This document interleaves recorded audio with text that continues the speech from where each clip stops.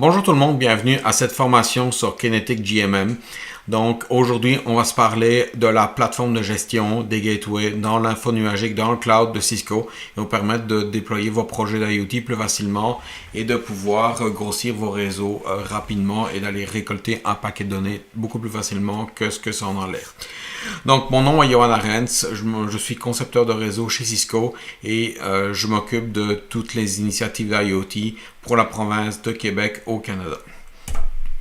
Donc, quelque part, la valeur de l'IoT, ça réside dans les données, mais le défi qu'on a, c'est le côté distribué des données. Elles sont un peu partout, avec des protocoles disparates, avec des équipements disparates. En réalité, on a un beau paquet d'investissements qui ont été faits dans des équipements, dans des capteurs, etc.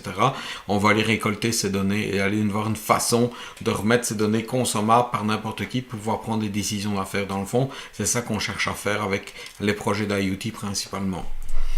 Donc, globalement, on doit gérer un gros paquet de connexions. Donc, que ce soit dans une usine, plusieurs usines, avec des véhicules, on a des capteurs un peu partout. On veut aller les chercher. On veut aller parler à des systèmes qui sont typiquement isolés, aller les ramener connectés, mais de façon sécuritaire. Évidemment, on ne peut pas aujourd'hui, en 2018, concevoir une solution informatique quelle que soit, sans tenir compte de la sécurité et de donner la bonne façon d'isoler ces équipements du réseau pour éviter qu'ils ne se fassent compromettre. Bien souvent, les équipements d'IoT ont été conçus il y a plusieurs années. On ne peut pas nécessairement les renouveler. Et ces équipements n'ont pas été bien souvent conçus avec la sécurité en arrière de la tête et ils sont par conséquent très vulnérables au réseau. Par contre, aux attaques. Par contre, on veut pouvoir aller chercher la valeur des données qui sont là-dedans. On veut absolument extraire les données. Donc, quant aux données aussi, on veut les optimiser. On veut évidemment avoir une façon de filtrer les données. Si, par exemple, j'ai un thermostat et que je relève ces valeurs à moins 150 Celsius pour une température extérieure, évidemment, la donnée ne fait pas de sens. On va par conséquent l'écarter. Ou je vais pouvoir router les données et envoyer les données suivant la valeur ou suivant le type de données vers un autre info nuagique pour faire de l'intelligence artificielle ou un autre. Par exemple, on pourrait très bien aller vers IBM Watson ou vers Microsoft Azure. Donc, dépendamment de ce qu'on veut faire, c'est dans les choses qu'on veut pouvoir faire, on va avoir une façon de le faire. Donc, on peut résumer globalement, on a 4 piliers dans le fond de 4 choses qu'on veut pouvoir accomplir. Les obstacles qui sont là-dedans, ils sont à peu près regroupés dans 4 éléments. La première des choses, c'est la complexité de la connectivité et de la sécurisation. Donc, imaginons qu'on ait une flotte de 400-500 véhicules. On veut les connecter. C'est pas une chose facile de garder ça vivant, de s'assurer que ça fonctionne, de s'assurer que la sécurité est appliquée comme il faut et de pouvoir aller troubleshooter, faire du dépannage à distance dans le système. Donc, c'est pas toujours évident et à mettre en place et ça demande un département d'IT qui soit mature et qui soit disponible pour faire ce genre de tâches. Bien souvent, c'est pas le cas. Ils sont bien souvent surchargés de travail. Ils reprennent 400-500 équipements, en plus des équipements informatiques qui sont en arrière, c'est pas une tâche facile. Donc, on va avoir une façon facile de gérer ça, de grossir. Les environnements très distribués, donc on va se retrouver à avoir, par exemple, si j'opère des machines des machines distributrices, par exemple pour de la billetterie, des machines ATM, donc elles vont être un peu distribuées un peu partout. Je veux pouvoir gérer ça de façon simple à distance. Mais mon environnement est extrêmement dynamique, c'est qu'il y a eu beaucoup d'innovations qui sont faites dans ce domaine. On ramène un paquet de données, donc ça va donner des nouvelles idées, amener des nouveaux besoins d'affaires, etc. Il faut avoir une façon d'être flexible et d'aller tirer avantage du fog computing. Donc, on veut pouvoir tirer avantage de ça. On veut aussi avoir une complète visibilité, le contrôle sur ce qui se passe. Donc, on veut pouvoir savoir ce qui se passe et puis on veut s'assurer aussi que la bonne donnée arrive au bon moment et à la bonne place, au bon endroit. Donc, ça, c'est dans les choses qu'on doit faire et qu'on doit tenir compte. Donc, globalement, Cisco peut vous aider là-dedans. Cisco, globalement, on a 2 solutions pour faire ce genre de déploiement-là. On a une solution info nuagique qui s'appelle GMM, dont on se parle aujourd'hui. Et puis, on a une solution Field Network Director, qui est une solution qui est on-prem que vous devez installer dans vos propres data centers. Aujourd'hui, on se parle de GMM. Quelque part, on va vous aider à amener la connectivité sécuritaire de vos équipements d'IoT et on va vous aider à extraire et à normaliser les données. Donc ça, c'est ce que GMM va faire. GMM va établir un VPN sur vos équipements. Donc on va d'abord provisionner l'équipement à travers le cloud, on va établir un tunnel VPN avec un GMM et à partir du tunnel, toutes les données vont transiter dans le tunnel, toutes les données de contrôle. Ensuite, vous allez pouvoir établir un tunnel vers votre data center. On va s'en parler, vous allez voir des diagrammes, ça va être plus simple, probablement plus parlant. Dans les environnements extrêmement distribués, les gateways sont pris en charge, les routeurs sont pris en charge par le nuage. Tout ce qu'ils ont besoin, c'est d'avoir une connectivité à l'Internet. Donc, à partir du moment où ils sont provisionnés avec du LTE ou ils sont provisionnés avec du Wi-Fi, on va pouvoir les prendre en charge directement. Tout ce qu'ils ont besoin, c'est une connectivité IP vers l'Internet. Ensuite, le nuage fait le reste. Donc, on a fait ça de façon sécuritaire, évidemment. Le gateway pris en charge par l'info nuagique. Et on va vous permettre de déployer des applications dans les routeurs pour aller exécuter des tâches en particulier que vous allez avoir déterminées. Donc ça va vous permettre d'avoir une grande flexibilité et de faire en sorte que le système va être extensible. Donc on va pouvoir vous aider à traiter les données sur place au moment où les données sont lues. Par exemple, si j'ai un camion réfrigéré, je vais mettre en contrôle de température, en contrôle avec plusieurs capteurs dans la boîte réfrigérée du camion. Si jamais quelque chose se passe, on va directement pouvoir prévenir le chauffeur. Attention, on a un problème de climatisation, vérifie tel et tel point, arrête-toi, vérifie tel et tel point. Et en même temps, on va pouvoir envoyer une notification au groupe qui gère la flotte pour essayer d'aider notre chauffeur là-dessus.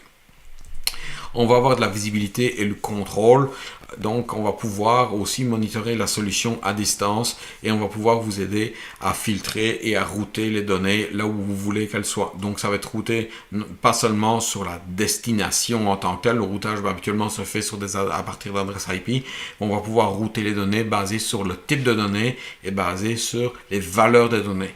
Donc on peut très bien imaginer que envoyer les données d'un type XYZ vers IBM Watson et les données de type ABC vers Microsoft Azure en fonction des capacités de chacun de ces clouds pour faire de l'intelligence artificielle. Dans certains cas, l'un va être meilleur que de l'autre. Donc, quelque part, quand on regarde une solution d'IoT de cette nature, on va se retrouver à avoir plusieurs couches qui vont se superposer les unes vers les autres. Donc, quelque part, on va commencer dans le bas avec la connectivité à partir du gateway. On va aller parler avec les robots, avec les capteurs, les sensors qui sont là en place. On va gérer la connectivité à travers Jasper. Jasper va nous aider à gérer la connectivité 4G, gérer par des profils, etc. pour éviter la surfacturation avec les fournisseurs de services. On va pouvoir utiliser Kinetic pour aller capturer les données, aller extraire les données, les convertir en un format qui va être utilisable. Et on va pouvoir créer des règles et puis du filtrage et mettre des règles d'analyse. Par exemple, si j'ai mon camion réfrigéré, la température a monté de 5 degrés en donnant de 15 minutes et que la température ne redescend toujours pas, en plus de ça, mon compresseur rapporte des erreurs, je vais pouvoir calculer le temps qui me reste pour avant de ne perdre mes marchandises qui sont dans mon camion. Donc tout ça, ça se calcule. Donc on est capable de faire ça directement dans le camion, dans le Edge, avec des applications que vous allez pouvoir créer ou des applications que vous allez créer à travers Kinetic. Donc ça, c'est dans les deux choses qui vont pouvoir se faire. On va pouvoir ensuite vous aider à visualiser les données, à faire l'inspection des données et ensuite vous allez pouvoir réexposer les données vers un cloud de votre choix. Donc on va vous aider à connecter de façon sécuritaire l'équipement, aller extraire les données à partir de la source. Vous allez pouvoir processer les données au edge, donc en périphérie de votre réseau, dans les équipements de réseau directement. Donc c'est ce qu'on appelle le fog. Le edge et fog sont des synonymes dans le marché. Vous allez les voir à gauche et à droite. Les données peuvent être aussi transportées dans le data center, dans le centre de données pour faire le même traitement, dépendamment des temps de réponse que vous voulez avoir. On est capable de faire les deux. Ensuite, on va en faire suivre les données vers les bonnes applications si vous voulez faire un traitement ultérieur ou si vous voulez faire de l'intelligence artificielle avec l'un ou l'autre fournisseur de ce genre de service en info nuagique. On va être capable de vous aider à faire ce genre de choses. Donc, globalement, quand vous regardez, on regarde le modèle de référence IoT, Kinetic vient jouer dans les couches de 2 à 5. La couche 1, c'est la couche où il y a les sensors en tant que tels, les robots, etc., les compresseurs, you name it, tous les équipements industriels. Évidemment, Kinetic ne joue pas là-dessus, mais il va parler de ces équipements. On a les protocoles pour aller extraire les données et on va pouvoir aller refaire tout le traitement avec la connectivité. On va avoir le edge computing, traiter les données localement. On va pouvoir stocker les données de façon permanente ou temporaire dans l'équipement réseau. On va ensuite les envoyer dans le centre de données pour ensuite faire une abstraction de point de vue des données. C'est qu'on va les restructurer les données de façon à ce qu'elles soient facilement consommables par d'autres applications ou par d'autres individus. Donc, Kinetic vient jouer dans les couches 2 à 5 et le côté GMM dont on se parle, c'est vraiment la couche 3 qui est encadrée ici en orange, dans laquelle on va venir jouer.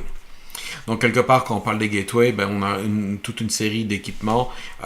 Donc, vous avez les 800, vous avez les 807, 809, 829. Donc, dépendamment du type de projet que vous avez, on va être capable de positionner l'un ou l'autre. Ils ont chacun des avantages et des inconvénients, mais ils ont des capacités l'un que les autres n'ont pas. Le 807 est mon entrée de gamme et 829 est mon haut de gamme dans ce domaine dans cette gamme d'équipements. Donc, en fonction de ce que vous avez besoin de faire, on va vous aider à sélectionner le bon équipement. Donc, quelque part dans les types de déploiement que vous allez pouvoir faire, vous allez pouvoir faire, par exemple, donner de la connectivité dans les véhicules. L'équipement va pouvoir redonner le Wi-Fi aux passagers dans le véhicule, par exemple un autobus, ou par exemple ici une voiture de police, on redonne le Wi-Fi à nos policiers et on va pouvoir appliquer leur donner différents services. Quand on regarde ici, on a un tunnel VPN qui est monté vers le nuage de GMM pour la gestion et on a un autre tunnel qui est envoyé vers le centre de données du service de police en question pour envoyer les données live et donner toutes sortes de services aux policiers. Par exemple, on peut avoir une caméra qui va lire les plaques d'immatriculation et aller faire toute une série de vérifications si la voiture a été volée, si dans certains pays le contrôle technique doit être fait, mais s'il a été rapporté fait, si les taxes d'immatriculation ont été payées, tout ce genre de vérifications vont être faites au fur et à mesure que les plaques d'immatriculation ont été lues et directement à travers le tunnel, le tunnel IPsec VPN qui est fait ici. Donc ce genre de choses qu'on va pouvoir faire. Dans le cadre de sites manufacturiers, on va pouvoir mettre des gateways qui vont être proches des équipements et qui vont pouvoir servir de faire l'extraction des données. Peut-être que ce robot a uniquement des interfaces sérielles, mais le gateway a des interfaces sérielles ici, on va pouvoir aller extraire les données. Donc, ce sont dans les choses qu'on est capable de faire directement, vous fournir toute la connectivité pour faire le contrôle de la solution. Donc, la sécurité est un point vraiment important. Donc, on a mis en place la sécurité quand on a conçu la solution. Donc, la première des choses à retenir, c'est que nos plateformes sont cadenassées. Donc, que ce soit au point de vue hardware ou au point de vue du software, elles sont cadenassées. Au point de vue du software, on va utiliser les chips TPM, donc le Trusted Platform Module. Donc, qu'est-ce que fait cette chose-là dans la vie? C'est qu'elle vérifie si un bout de code a le droit d'être exécuté sur un équipement. Donc, ça commence par les machines virtuelles qui sont dans l'équipement. Donc, on a deux machines virtuelles dans chacun des équipements. Une qui sert aux opérations de réseau, donc tout ce qui est côté iOS, et une qui sert à déployer vos applications dans l'équipement. Donc, c'est une machine Linux qui a été cadenassée et qui a été, dont la sécurité est prise en charge par Cisco.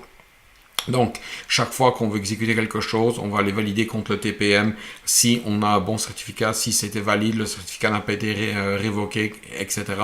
Et à partir du moment où ça a été signé, le TPM va faire confiance à l'équipement, à ce bout de software et va permettre l'exécution. Donc, que ce soit pour iOS ou pour GAS, qui est la machine virtuelle pour faire du fog computing, c'est la même chose. Quand vous allez créer vos applications, vous allez devoir signer vos applications, ensuite les envoyer dans le nuage de GMM. GMM va vérifier la signature. Si la signature est valide, vous allez pouvoir déployer l'application vers les gateways et l'exécution va pouvoir se passer. La signature se fait au travers de certificats que vous achetez auprès d'un Certificate Authority. Donc ça, il y en a plusieurs sur l'internet, c'est au choix. Vous achetez les certificats sont connus et on va pouvoir valider vos signatures. Donc ici, ça c'est la façon dont ça marche. Pourquoi c'est important? Mais par exemple, on trouve beaucoup sur le marché des PC qui ont été hardened, qui ont été cadenassés, qui ont été prévu pour des PC industriels, mais ces équipements ne valident pas le code. Donc vous allez utiliser un système d'exploitation que vous trouvez dans le commerce facilement et vous allez déployer ces applications, sauf que c'est très vulnérable. Vous devez tenir en compte que bien souvent les équipements vont être distribués à gauche et à droite sans aucune supervision. Donc, oui, on va les mettre dans des panneaux qui vont être avec un cadenas, on va les mettre dans des boîtes, etc. Donc, vous êtes quand même certainement isolé, mais ça veut pas nécessairement dire qu'ils vont être facilement... quelque part, on pourrait très bien avoir accès physiquement et on veut se protéger contre ce genre de choses. Et on veut se protéger aussi contre toutes sortes de hacking, donc en mettant des signatures, en signant tout code qui veut s'exécuter sur les équipements, on vient de le protéger, ce qui n'est pas le cas avec des PC industriels que vous achetez off the shelf avec un système d'exploitation commun, que ce soit à Windows ou en Ubuntu ou en Linux quelconque. Le cadenassage n'est pas fait, donc ça c'est vraiment important. Donc ça c'est une chose qui est une grosse différence avec nos équipements. Avec ce genre de PC, oui, vous pouvez faire aussi du VPN, mais gardez en tête que tout se fait par software. Donc, dépendamment de la bande passante que vous avez besoin, le CPU va très certainement écraser rapidement. Sur des équipements de réseau, c'était conçu pour faire du réseau. Il y a un chip de crypto qui s'occupe de toute l'encryption, décryption des paquets du VPN. Donc, tout ça, c'est fait en hardware et ça joue sur la performance de l'équipement. Donc, ça, c'est dans les choses qui vont vous aider à sélectionner le bon équipement pour faire ce genre de projet. Donc maintenant, on va s'en aller dans le cloud de GMM. Donc je voulais faire une courte démo de l'équipement, du logiciel. Donc ici, ce que vous voyez, c'est Kinetic. Donc, je vais bouger cette fenêtre-là, elle est un peu dans les jambes. Donc, ça, c'est le dashboard. Donc, c'est notre tableau de bord. En fait, dès qu'on se log dans Kinetic, c'est ce qu'on voit. Donc on voit où sont les équipements, donc que ce soit GPS ou l'adresse qui a été associée à l'équipement quand on fait quand on ajoute un équipement dans GMM. Donc ici, moi j'ai un équipement qui se trouve à Montréal, qui est en passant, qui est down parce qu'il est entouré de rouge. Et ensuite, j'ai deux équipements qui sont ici à Granby, qui est à mon domicile. Donc on a trois gateways qui sont ici. Donc si je viens zoomer sur mes gateways, vous allez voir ici, j'en ai un qui est à ma gauche, qui est actif sur mon bureau ici, et j'en ai deux autres qui sont down. Maintenant, quand on parle de simplicité, la première des choses de la simplicité, c'est de venir embarquer des nouveaux équipements dans votre cloud de GMM. Donc, tout ce que vous avez à faire, c'est rentrer le numéro de série. Vous allez choisir le modèle, donc c'est un 807, 809 ou 829. Ensuite, vous allez pouvoir choisir dans quel groupe vous voulez l'utiliser ou pas de groupe. Je vais vous expliquer à quoi ça sert. Ensuite, une fois que c'est fait, vous allez choisir les templates de configuration, les applications déployées de Fog, et ensuite vous allez pouvoir soumettre. Et le restant va se faire à travers le cloud de GMM. Ici, je ne vais pas aller plus loin parce que le système, je n'ai pas de gateway en fait qui sont non déployés, puis comme ça prend un certain temps pour déployer les gateways, je ne vais pas le faire au cours de la vidéo, sinon ça serait trop long comme vidéo. Donc une fois que ça c'est fait, Le gateway va se faire provisionner, donc Kinetic va le mettre à jour au point de vue du software, que ce soit la machine virtuelle d'iOS, la machine virtuelle GOS pour exécuter les applications FOG, et ensuite va faire la configuration de l'équipement. Quand on parle de configuration, tout est fait à travers des templates, et les templates, ce sont les différents choses que vous allez pouvoir faire ici. Par contre, si vous connaissez comment on configure iOS, vous avez l'habitude de ça, vous allez voir que c'est beaucoup plus simple. Donc, on a voulu mettre le focus sur la simplicité et d'adresser la plupart des cas courants de nos clients. Donc, ça reflète ce que la plupart de nos clients font. Évidemment, il y a tout un roadmap de ce côté. Donc, il y a des fonctions que vous pouvez rajouter. Par exemple, le side-to-side VPN. Aujourd'hui, on ne supporte que les tunnels statiques IPsec. Dans le futur, on va supporter FlexVPN et DMVPN. C'est quelque chose qui va arriver au courant de l'année 2019. Donc, restez connectés parce qu'on va bientôt le rajouter. La beauté d'une solution infonuagique, c'est que vous allez voir des innovations qui vont apparaître dans le tableau de bord Kinetic sans vous ayez rien installé, pas de changement à planifier, etc. Cisco va s'assurer de faire ça de façon conforme, de façon à ce que ça soit pas un obstacle pour vous. Donc ça va être fait directement ici. C'est un peu la même chose que notre solution infonuagique Meraki. Donc, vous allez pouvoir déployer vos interfaces LTE. Tout ce que vous avez à faire, c'est fournir le nom d'APN sur chacune des cartes SIM. Vous allez pouvoir, si vous voulez, créer des subnets en arrière du gateway. Donc, si vous ne le faites pas, Kinetic va l'attribuer lui-même. Et donc, vous allez voir ce que ça donne. On fait une plage d'adresse qui va être attribuée à ça. Et va s'assurer d'avoir des HTTP, etc. Est-ce que vous voulez activer ou pas les LAN ports? Si vous n'en avez pas besoin, désactivez-le. Mais c'est ici vous pouvez l'activer à travers les templates. Et si vous voulez activer ou pas le chip GPS qui est sur les équipements. Ici, je vais faire un cancel de ça. Donc maintenant, une fois que ça c'est fait, qu'on a un gateway de provisionner, on peut aller voir qu'est-ce qu'on peut faire avec ça. Donc on a évidemment un nom sur nos gateways, c'est toujours plus facile. Ensuite, les détails sur l'équipement, le numéro de série, etc., le modèle, les versions de logiciels qu'il utilise. En passant software version, ça c'est mon iOS, et iOX, ça c'est mon GOS. Donc c'est ma machine virtuelle pour faire du fog computing. Donc, on peut aller surveiller qu'est-ce que fait notre LTE. Donc, on a une visibilité là-dessus. On a une visibilité sur la config qui est appliquée sur l'équipement. Ensuite, on peut aller faire du diagnostic. Donc, on peut envoyer des commandes show vers l'équipement assez facilement. On fait run ici. Et on va avoir quelques commandes qui sont exécutées. Pour ceux qui sont familiers avec iOS, vous allez voir ici, ça c'est les interfaces réseau qui sont sur l'équipement avec l'adresse IP associée.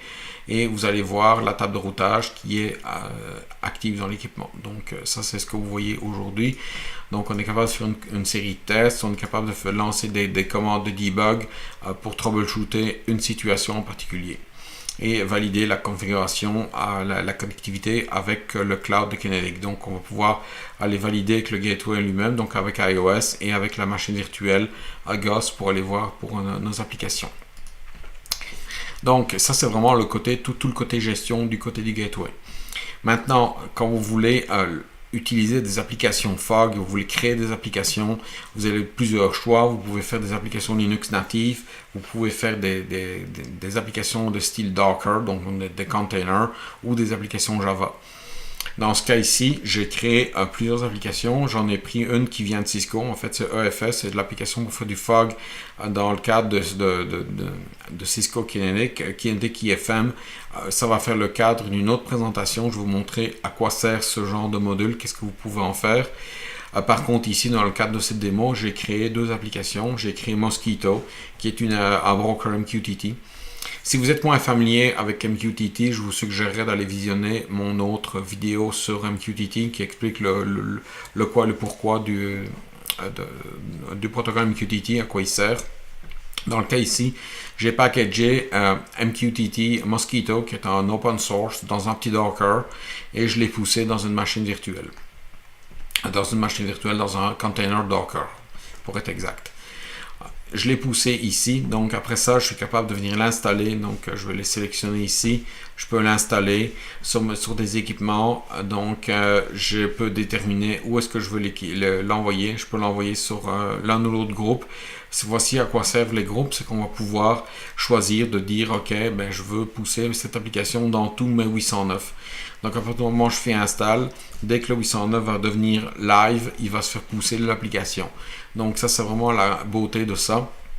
Et on est capable de faire de la gestion par groupe, donc de nos applications. Donc, si je viens dans Instance ici, si j'ai 200 équipements qui ont reçu l'application, je vais pouvoir sélectionner la case ici et de faire Start, Stop, Refresh pour la faire rebooter ou la désactiver, la désinstaller carrément sur un paquet d'équipements d'une seule fois. Donc, ça vous permet de scaler vraiment vos opérations assez facilement. Maintenant, quand on vient sur le gateway en tant que tel, on peut faire la même chose de façon plus chirurgicale. Donc, on va venir dans Apps, etc. Donc, je peux aller voir ce que mon app fait. Je peux venir troubleshooter mon app. Je peux aller voir les logs. Donc, je vais prendre le log ici, le container, mon container. Je peux voir que si quelque chose ne se passe pas bien, je peux aller voir qu'est-ce que le container a rapporté comme problème. Le watchdog, il va s'assurer que le container est en action, qu'il fonctionne, il a reçu un PID, etc. Donc, ça marche. Donc ça, pour moi, ça marche. Donc ça nous amène à nous parler des devices ici. Donc un des autres problèmes qu'on a, c'est qu'on a un système, on a une série d'équipements qui sont en arrière, mais on n'a aucune idée qu'est-ce qui est en arrière bien souvent, ou on a une petite idée, mais on n'a pas une idée bien précise, et puis faire du troubleshooting, c'est pas toujours évident. Donc c'est le pourquoi de ce module. Donc, avec ce module, on va pouvoir faire une découverte des équipements. Donc, ici, on va faire un Discover. Donc, on va pouvoir aller valider qu'est-ce qui est actif en arrière. Et bon, ici, je vais l'arrêter parce que ça prend un certain temps pour le faire. Et donc, comme j'ai déjà fait fonctionner, ici, on a déterminé qu'il y a un laptop qui est actif ici. Laptop, c'est le nom que je lui ai donné. Et on a découvert son adresse IP. On a découvert sa MAC address sur le réseau et on lui a assigné une branche MQTT, donc un topic MQTT. Donc, si j'ai des capteurs qui seront en action là-dessus, je peux très bien les pousser là-dessus et vous allez pouvoir utiliser GMM comme broker MQTT. Donc, vous allez avoir tous le même. Donc, vous allez pouvoir utiliser et aller chercher les données qui sont actives sur votre arbre MQTT sans nécessairement déployer ou vous préoccuper de déployer un broker MQTT et le sécuriser sur l'internet. Donc ça va être fait pour vous à travers un VPN. Donc ça va être assez sécuritaire. Donc en parlant de VPN, si je vous disais ok, dans mon Kinetic 03, il faut que j'aille troubleshooter une situation, le laptop en question a un problème. Par exemple, c'est un policier, mais il ne parvient pas à faire une autre opération et je n'ai pas accès nécessairement. Donc, ce que vous allez pouvoir faire, c'est que vous allez pouvoir établir un VPN avec le gateway. Donc ici, GMM s'occupe pour vous de configurer un VPN AnyConnect. Il va provisionner les users, les passwords. Vous voyez que le password, c'est juste des cases ici. Et si je veux aller voir le password pour me connecter avec mon AnyConnect, il faut que je me réauthentifie. Donc, c'est ce qu'on va faire. Je vais aller chercher mon usager mot de passe. Donc, ici, je me suis logué dans, ça c'est mon safe en fait. Donc, je me log dans mon safe et je vais aller chercher mon usager, mon mot de passe. Donc, ici, on va se loguer. Copie. OK. Donc, vous voyez ici, maintenant, je vois le mot de passe. Je vais aller chercher mon AnyConnect. Donc, le Remote Access ici, ça c'est dans le fond, c'est le cloud de GMM. Donc, vous voyez, comme je suis déjà connecté, c'est le bon qui est là. Je vais aller sélectionner ça ici parce que je suis extrêmement paresseux. Je fais juste des copier-coller. Et ensuite, le mot de passe qui est ici, copier. OK, AnyConnect est ici. Je colle ça ici. Et voilà ici, mon AnyConnect est en train de se connecter. Donc, maintenant, comme on avait un équipement qui est en arrière, je vais aller me reloguer, je vais aller retrouver son adresse IP qui est ici. Et je vais pouvoir, par exemple ici, je vais me connecter je vais aller me connecter avec SSH. Donc, je vais pouvoir me connecter ici. Je vais enlever ça. Usager, c'est Johan, ça c'est bon. Et on va pouvoir se connecter. Donc on va lui laisser un petit peu le temps. Il devrait se connecter anytime. Voilà, ici, on me demande la question indiscrète dans mon mot de passe. Évidemment, je me suis trompé dans mon mot de passe. Mais c'est pas grave, on va le retaper. Et voilà, je suis connecté. Donc si on fait un ifconfig, vous allez voir que c'est l'adresse IP qu'on a détecté ici. Si on regarde c'est un Linux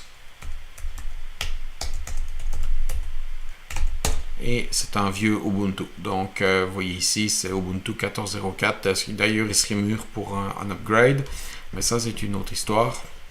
Donc vous voyez ici, j'ai mon équipement, j'ai accès à tout ce qui est en arrière, donc je peux aller facilement faire du diagnostic à distance, et c'est un tunnel qui va toujours être up. Donc je n'aurai pas à me préoccuper que le tunnel soit up ou pas, donc ça va être fait à travers MQTT. Donc ça c'est vraiment important pour nous faciliter la vie, encore une fois. Donc, on a vu que pas mal, on a la gestion des gateways. On va pouvoir faire la configuration des gateways sans trop se préoccuper des configurations d'iOS, de sécuriser iOS. Ça a été fait pour nous à travers MQTT, à travers GMM. Donc ça a été fait vraiment facilement. On a vu qu'on peut faire le troubleshooting et le monitoring dans nos équipements vraiment facilement. Et on a vu aussi qu'on est capable d'aller pousser des applications vers nos gateways pour faire l'exécution à distance. Et on est capable aussi de venir faire du diagnostic et détecter les équipements qui sont en arrière, aller les prendre en contrôle s'ils le supportent et aller faire du diagnostic et la configuration à distance. Donc, sans nécessairement avoir à maintenir un concentrateur de VPN, etc. Donc tout ça, c'est fait pour nous à travers Kinetic. Donc ça nous facilite énormément la vie. Donc, pour terminer, j'espère que la démo vous a plu. Merci d'avoir écouté. Donc, si vous avez des commentaires, des questions, n'hésitez pas à commenter dans la section en dessous, dans YouTube. Il y a une section pour les commentaires. N'hésitez pas, si vous voulez avoir une copie de la présentation, postez-le aussi à cet endroit-là. À cet endroit, donc, ce que je vous demanderai en retour, c'est de faire un like sur la vidéo si vous l'avez apprécié. Ça va m'aider à voir si la vidéo est utile ou pas. Donc, merci beaucoup et on se revoit la prochaine fois. Merci, au revoir.